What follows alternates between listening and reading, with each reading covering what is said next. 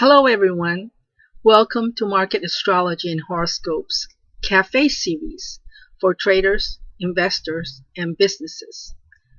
Today's topic is geopolitics, Brexit, do or die implications for money. My name is Yasko. I am re-recording this because I forgot to upload it yesterday, March 31st. Today, April 1st, 2019, Theresa May tries again to sell her Brexit deal. Otherwise, UK leaves without a deal on April 12th. However, there's a problem. Monday, April 1st is a void day, astrologically speaking. What is a void day? The moon is void, of course, because it's not making any aspect to make matters happen. So nothing happens, at least during the morning and most of the day. When I say nothing happens, no results. They could continue through dusk and until dawn. If that's the case, the members of the parliament could come to some agreement that may lead to a different outcome. In the March prediction, I had mentioned that they agreed to disagree. And that's what's has been happening. Setting aside issues of tariffs and customs, I think there is a debt, insurance, or even pension fund issues also, or some other multiple control issues regarding reorganization of funds or debt with someone or something important missing. Could it be that they need to take into consideration the new event that has occurred last month between Italy and China? All the advanced economies, including China, are having debt issues because the banking sector has been declining.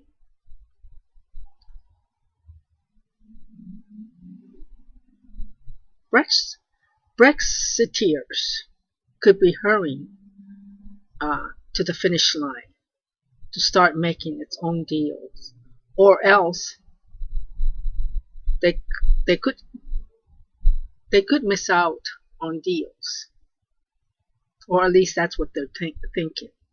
Today I saw the news that Apple dropped the price of iPhones in China.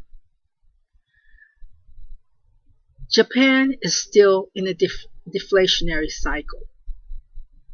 It's a problem no country wants to be trapped in. Will it hurt the US stock market because iPhone prices dropped? If price starts dropping, US companies will be hurting. And that's why Apple, the stocks did take a hit earlier this year. Remember, we are bringing back manufacturing we lost. President Trump is always tweeting that oil price is too high when it gets above a certain point. Next March, our electricity price will be stabilizing. Auto sales are falling now, and EV stations will be needed along with manufacturing. UK cannot negotiate any deal with the US until it is free. If EU gets into trouble, like the Lehman shock, what will happen? And that is why they need to be able to take matters into their own hands. When Mercury retrogrades, as I mentioned in my earlier recordings, anything started at that time is repeated numerous times and ends up getting dropped. Theresa May's deal eventually gets dropped. There's something new that gets initiated this month. I wouldn't be surprised to see another Arab Spring type of retaliation erupting if this keeps up. There's defiance because patience is wearing off. The question that needs to be answered is, who really holds the power, US or China? Because we now have new information. That is that Italy joined the BRI. and Italy is a member of the G7. So a family member took independent action. UK currently does not hold the power. Everything emanates from the superpower structure of US, and EU happens to be part of that structure because of its alliance. The landscape of Europe has begun to change, which means the 21st century power structure is already forming, and it is about money and debt. Why? Because the problem lies in money and banking. Astrologically, it's not a problem, but that sector will be revolutionized. And if you refer back to my earlier recordings, I clearly stated that the disruptor, I'm talking about Uranus, is leaving the oil fields to go into banking. And it's going to disrupt the banking industry the next 8 years. I'm not saying that's bad. I'm just making a statement that's where it is. China is basically rescuing Italy. There was no way out for Italy. Even the Vatican had signed a deal with the Chinese government, allowing the communist government to appoint and dismiss church representatives. The latter happened before the Belt and Road deal, but their relationship goes all the way back to Matteo Ricci. So this isn't surprising. Jesuits were the only foreigners allowed to enter the inner court at that time, even though they weren't eunuchs. It's a common knowledge that Deutsche Bank is in trouble and wants to merge with Commerzbank. It's also well known that China holds substantial interest in Deutsche Bank that it wants to liquidate. China, as well as all other countries, are in serious financial bind. The world is also aware of the CDSs, the credit default swaps, the problems that China is having with that, or having a lot of that is a problem. High consumer debt amongst their youth, peer-to-peer banking collapse, real estate bubble, and a slowing economy. That's what China is faced with.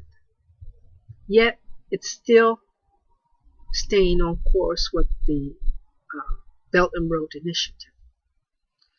However, the good news is I see China's stock market more bullish in 2019. I also see crisis, but bullish still. So this is why I bring up China, because they are acting or behaving like a superpower by rescuing Italy. And the fact that the Chinese banks are also in trouble does is worrisome, because, well, who's going to bail them out? Well, maybe they don't need it, because their market is